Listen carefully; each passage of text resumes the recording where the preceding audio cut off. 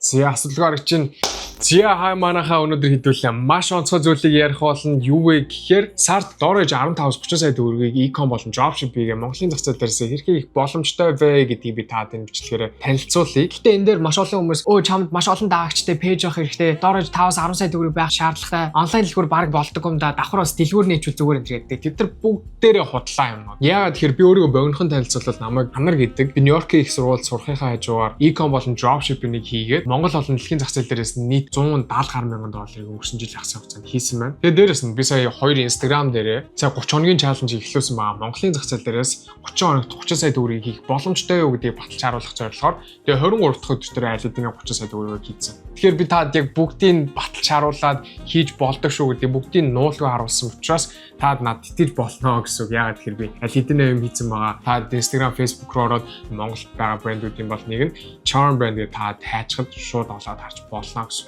За тэгэхээр та e-com болон dropshipping-ийг хийхээр маш боломжтой бизнес модель гэж ойлгох боломжтой гэсэн. За тэгвэл одоо хэдүүлээ орохоос өмнө e-com болон dropshipping гэж яг юу гэдэг вэ гэдэг. За e-commerce нь болохоор яг өөрө branding үсгээд white label хийгээд branding дээрээ тулгуурлаад маш хэмжээний ерөнхийдөө inventory буюу агуулгатай байж байгаа тэгээ хүмүүстэй бараануудаас арч байгаа гэсэн. Ер нь бол жоох мөнгө шаарддаг. За нөгөөт нь болохоор dropshipping гэж. За dropshipping яа гэм бэ гэхээр чи өөрөө middleman буюу дунд нь байдаг хүн. Supplier буюу factory те. Factory монголоор орчуулбал үйлдвэр болон эцсийн хэрэглэгч хоёроо чи хооронд нь холбож өгч байгаа дундийнх нь хүн.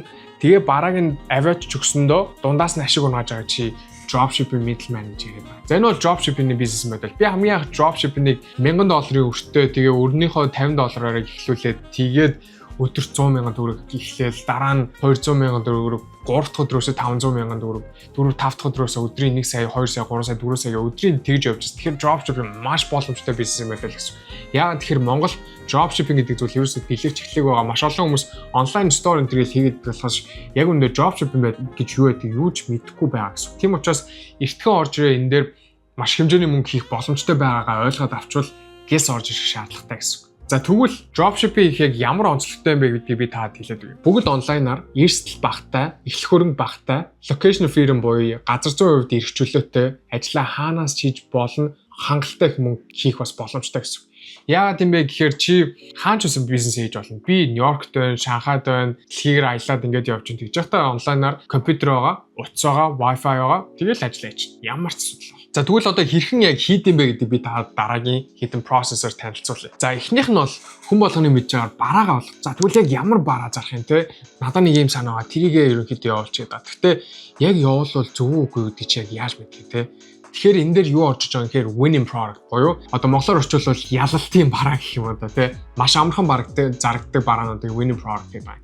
Яагаад юм бэ гэхээр энэ бараанууд ч өөр нэг сонслогтой вау хүмүүс харахад вау ямар гоё юм бэ тий эсвэл хүмүүсийн яг хэцүү асуудлыг шийдсэн бараа байгаа. Тиймэрхүү төрлийн бараануудыг winning product гэхээс гадна нэг концептыг та маш сайн ойлгож авах хэрэгтэй. Тэр нь юу юм бэ гэхээр зарагдахгүй бараа гэж байхгүй зарагдахгүй контент гэж байгаа. Тийм учраас та winning product-ыг хайж байна. За тэгвэл winning product-ийн судалгааг хэрхэн хийх юм бэ гэдэг нэг том асуудал болж байна. За нэг нь үнэгүй хийх, нөгөөх нь төлбөртэй хийх гэсэн хоёр арга байна. За үнэгүй нь болохоор та TikTok Америк дээр тааруулж байгаа нэг хідэн settings тааруулгуудаа яг winning product-ын бүгдийн судалгааг нэгээд олох. Хоёр дахь нь болохоор PP Ads Winning Hunter гэсэн аппуудыг ашиглаад яг аль нь маш сайн sale-тэй байж байгаа, аль нь хамгийн их impression үзүүлсэн team content байгаа юм бэ гэдгийг нь хараад тэр барааг нь Монголтой дөөр айлгаад жоохон Монголынхоо хөрсөнд буулгаад тгээ зарах боломжтой гэсэн. Хүмүүс Монголд өстой хэцүү маш их хөрсөлтөөнтэй байгаа гэдэг тийм бодолтой юм лээ. No.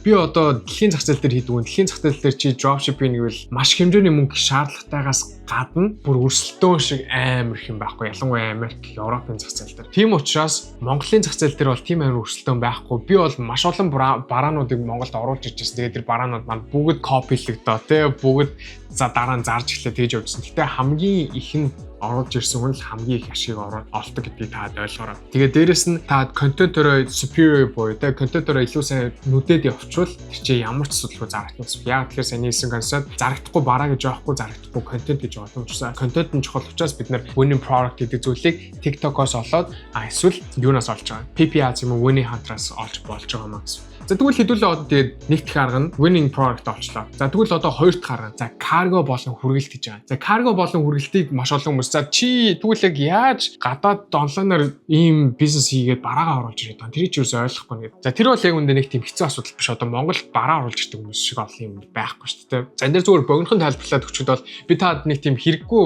мэдээлэл дээр амар их цагийг өрмөөргүй нэг чухал гэсэн хэдэн мэдээллүүдээ бүгдийг нь хэлж өгөөл тэгэл бичлэгээ бас час хийсэн болгочмаар учраас cargo болон хүргэлтээр нь яадаг вэ гэхээр та 1688 Pinduoduo энэ төр судалгаагийн дайлныг нь олоод өгөх за тэндээсээ бараа карго руу явууллаа. Нэг каргоороо Монгол руу оруулаад тэнгуүтээ Монгол руу оруулсныхаа дараа дотор нь өөр нэг ахаа нэг компани хүргэлт хийдэг. Тэр компаниудтай хамтарч ажиллаад очиж барыг нь авахлаа. Тэгээл хүргэлтүүд гаргачих. Ямар ч асуудал байхгүй. Карго болон хүргэлтийг бол тэгээд зохицуулж болно. За дараачих нь болохоор meta setup гэж байна. За meta setup гэдэг дээр хүмүүс зөвхөн пэйж үүсгэдэг. Яа пэйж үүсгэх нь зөв.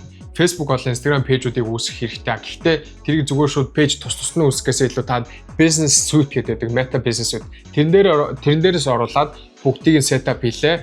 Хооронд нь холболоо дараа нь хайд энэ болгох ямар ч асуудал үүсв. За тимийг хийж болж байна. Пэйж аягүй сайн хийцэн байхад дээрээс нь graphic design, logo энэ асуудал үүссэн баг хүмүүс окей. Тэжгүй гоё пэйж байна те хүмүүсийн итгэлийг нь төрүүлэх боломжтой гэсэн. За пэйж асуудалгүй setup хийлээ. Тэгвэл дараа нь яах юм? Website гэж нэг асуудал. За хүмүүс вебсайт ерөнхийдөө хийчүүл яах вэ? Вебсайт хэрэгтэй хэрэггүй гэж.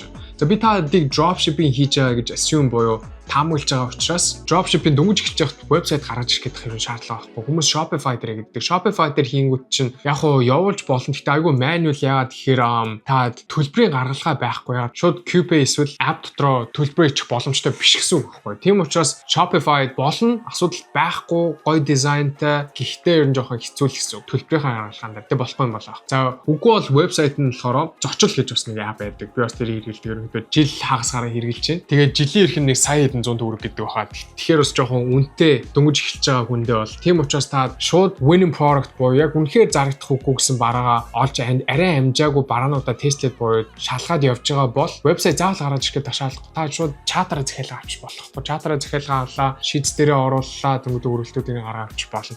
Харин томроод жоохон бараач үнэхээр өдөр болгоно захиалгууд нь тогтмол орж ирээд байвал окей за одоо вебсайтаа болоо одоо илүү томруулъя гэж тэгж явуул зүгээр гэж хэлэхээр. За дараа нь яг бичлэг edit гэж нэг бас том чухал юм болчихж байгаа. За хүмүүс бичлэгийн edit яаж хийх вэ? Яаж edit хийх мэдгүй. Надад ямар ч тийм мэдлэг байхгүй шүү дээ. Маш олон платформуд байгаа. DaVinci, Adobe Premiere Pro, Final Cut Pro, CapCut гэдэг. Миний recommend хийх юм нь юу вэ гэхээр CapCut. Хүмүүс edit хийхэд бүр маш амархан app та зүгээр шууд юунууд YouTube бичлэгнүүд үзээс сурчих боломжтой. За тийм учраас бичлэгнүүдийнхаа эдитийг нь маш сайн сураад тэгээд өөрөө шууд бичлэгнүүд эдитлээ тэгээ явуул ямар ч асуудалгүй өөрөө бараагаа зараад явах боломжтой гэсэн. Та тэгээд гадаадаас бичлэг оруулж ирж байгаа шүү дээ. Нэг юм хэлье. Монголд байгаа хүмүүсийнхаа оригинал контентийг бити хуваалцуулж өөрөө зараарай. Тэр бол амар тийм unethical те одоо ёс зүйгүй тийм болоод байгаа. Бид нэр гадаадаас контент оруулж ирээд Монгол руу хөрвүүлж ийн гэдэг чинь Монгол дундаа өрсөлдөгч нартоо тийм халгүй байгаа даа шүү дээ. Тэгээд ёс зүйтэй байна гэж ойлгож ерөнхийдөө бол болно гэсэн. Тийм учраас гадаадаас контент оруулж ирж байхдаа та бичлэгээ эдитлээ хийлээ. Жохон Монгол руу хөрвүүллээ. Voice over гэдэг нь болохоор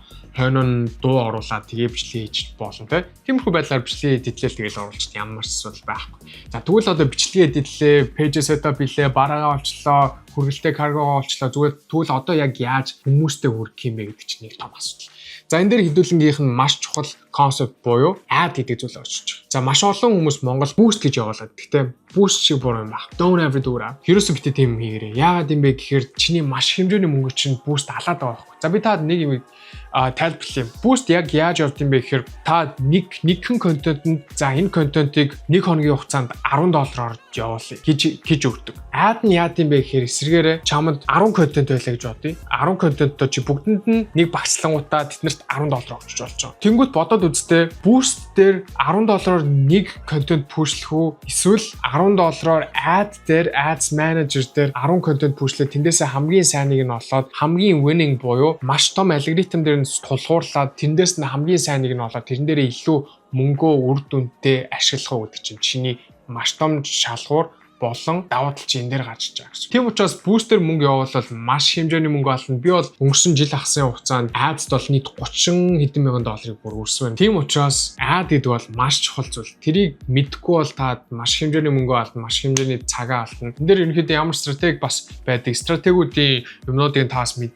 мэдэл маш чухал. Юу юм бэ гэхээр та нэг бараа турш үзэн, та ганцхан бараа турш үзэл тэгэл буугаад өгч хэд хэдэн бараанууд турш үзэх хэрэгтэй. Нэг бараан дээр яг хэдэн төгрөгийг өдөрт спенд хийгээд буюу зарцуулах юм бэ гэдэг чинь бас нэг асуудал. Тэрэн дээр стратегиуд маш олон стратегиуд байгаа. Тэрний одоо нэг нь гэвэл нэг бараан дээр өдөрт $20 турш үзээд нэрээ явах уугүй гэдэг юм шалгаад үзчих болно гэсэн. Тэгэхээр ad явуулах, boost явуулах, ad явуулах жоохон тодорхой хэмжээний skill set шаарддаг, сурах цаг хугацаас шаарддаг. Тийм учраас жоохон юм сураад маш хэмжээний мөнгөө хэмнэх үү, эсвэл boost явуулаад маш хэмжээний хүмүүс ч алдаад, мөнгөө ч алдаад, цагаа ч алдах үү гэдэг та өөрийн чинь сонголт энэ дээр гарч ирнэ гэсэн. За тэгвэл дараа нь яах юм бэ гэхээр маркетинг болон контент стратеги. За dropshipping хийгээ явж байхад бол маш нэг чухал юм юу юм бэ гэхээр та байнгын тогтмол постлж явах нь айгүй чухал гэсэн. За энэ дээр гэхдээ бараа турш явж байгаа фейс дээр та нэг 7 хоног бараа туршиж үзлээ, 3 хоног бараа туршиж үзлээ те. Органикаар явуулж гин үү? Эсвэл та paid ad буюу meta ads дээр явуулж гин үү гэдэг чи бас нэг асуу. За та тэрөө органикаар явуулаад ямар ч мөнгө төлөхгүйгээр явуулж ивэл өдөр болгон бослох хэрэгтэй. Өдөрт бослохдоо бараг 3 удаа бослол бараг зүгээр байдаг. Тийм учраас контент стратеги нэг юу хийж байгаасаа шалтгаалаад яг тейлер хийгээд буюу тааруулаад явдаг гэсэн үг. Тийм ээ. Тэгээд дээрээс маркетинг бас айгүй чухал. Маркетинг чинь байхгүй бол чи энэ дээр юу ч зааж чадахгүй гэсэн. Чи хэдийгээр ad мөнгө үрлээгээд маркетингийн бичлэг чинь тийм сайн биш бол өөрийгөө сайн чи юу заах юм бэ те? Тэгэхээр маркетинг чи хүмүүст итгүүлэх тэр маркетингээ гаруулж ирэхин тулд чи маш контентын судалгаанууд хийгээд тэр гаргаж ирсэн судалгаануудаа бүгдийг нь Монголынхаа хөрсөн дээр буулгаад тэгээ хэрэгжүүлээд явбал бүр болохгүй гэж юуж маш боломжтой, маш бас ерөнхийдөө амархан. Яагаад юм бэ гэхээр Монголын зах зээл нэг тийм өрсөлдөөнтэй биш ээ, өмнө ч гэсэн хэлжсэн. Тийм учраас та жоохон л хөдөлмөр гаргачаад ямар ч асуудалгүй болно гэсэн. За тэгэхээр энэ бүгдүүдийг та apply хийгээд явбал ямар ч асуудалгүй сард 15 сая, 10 сая, 20 сая, магадгүй бүр 30 сая ч гэсэн хийх боломжтой. Асуудалгүй. Хичээлээ хайж байгаа, ажлаа хайж байгаа. Гэтэ энэ дээр нэг юмыг ахаад ойлгох хэрэгтэй юм бэ гэхээр энийг хурдан баяжуулдаг схем гэж ойлгож болохгүй шүү. Энэ бол жинхэнэ бизнес. Бизнесийг хийхэд хүмүүс зүрх сэтгэлээ гаргадаг, эрсдэл гаргадаг, тэгжээж олдог учраас та сэтгэл зүрхээ гаргаад хийвэл энэ дээр болохгүй юм юу ч байхгүй. Та дутаж байгаа юм чинь бол нэг зөв frequency буюу үйлдэл та яг ямар юм болж юу хүсэж чинь гэдэг чинь тэрийгэ зөв юм дээрээ тааруулчвал окей, хоёр дахь нь skill set чадвар чинь дутчихсан гэсэн. Чадвараа acquire хийгээд буюу олоод авчвал ямар ч асуудал бүгдийг нь хийгээд энэ мөнгийг олох боломжтой гэсэн. За тэгээд би та энэ бүх аргуудыг танилцууллаа, та энийг дагаад ихэд бол бүгд ямар ч асуудалгүй болно гэсэн үг. Гэхдээ та тодорхой хэмжээний яг хийгээд явангууд бас жижиг сажиг нэлээд олон деталууд дээр бас асуудал гарна, гацсан тиймэрхүү тохиолдлууд бол гардаг. Тийм учраас би өөрийн гэсэн онлайн курс буюу онлайн хичээлээ ерөнхийдөө зарсан байгаа. Одоо 100 гаруй хүмүүс орж ирсэн. Тэгээд тэндээс бол маш олон хүмүүс гараад ямар гоё хичээлүүд те, хичээлүүдээс нь маш их зүйлсүүдийг сурч авлаа гэдэг. Тэгэж явж байгаа. Гэхдээ би одоо яг энэ бичлэгээрээ та дамжуулаад дор хаяж сард надтай хамтарч ажиллаад 15 сая төгрөгийг хийх боломжтой. Mentorship-ыг та одоо энүүгээрээ танилцуулж байна. Та тэгэхээр хэрвээ үнэхээр хамтарч цуг ажиллаад one on one надтай хамтарч ажиллаад тэгээ өөрсдийнхөө амьдралыг өөрчлөхийг үнэхээр хүсчихвэл доор description дээр линк оруулсан байгаа. Та линк руу ороод дэлгэрэнгүй мэдээллийг хараарай. Би хүн болгонтэй хамтарч ажиллахгүй. Яг тодорхой өөрийгөө өөрчлөх гэсэн хүмүүстэй л хамтарч ажиллах учраас та өргөдлөө явуулаарай. Тэгээд өргөдлөө явуулаад би яг за үнэхээр болох боломжтой хүн байна гэсэн хүмүүстэй one on one call хийснийхаа дараагаар та шийдээд явна гэсэн. За тэгэхээр юм байна guys. Та бүгдэнд нь амжилт хүсье. Хэдүүлээ тэгээд дараагийнхаа бичлэгээрээ уулзцгаая. Peace out.